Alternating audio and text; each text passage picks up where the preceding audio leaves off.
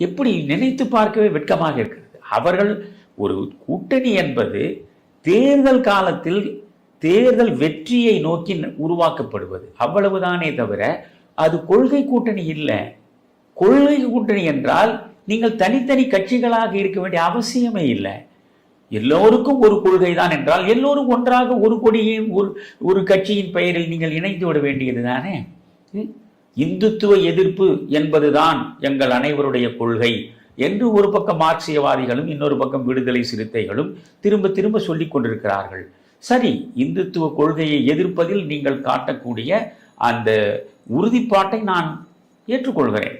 ஒரு கொள்கை என்பது ஒவ்வொருவருக்கும் தனித்தனியாக இருக்கும். அந்த கொள்கையில் நீங்கள் நிலையாக நிற்கிறீர்கள், உறுதியோடு நிற்கிறீர்கள் என்பதை நான் ஏற்றுக்கொள்கிறேன். ஆனால் ஒரு அரசு செய்யக்கூடிய தவறுகளுக்கு எதிராக வாயை கூடவா நீங்கள் திறக்கக்கூடாது?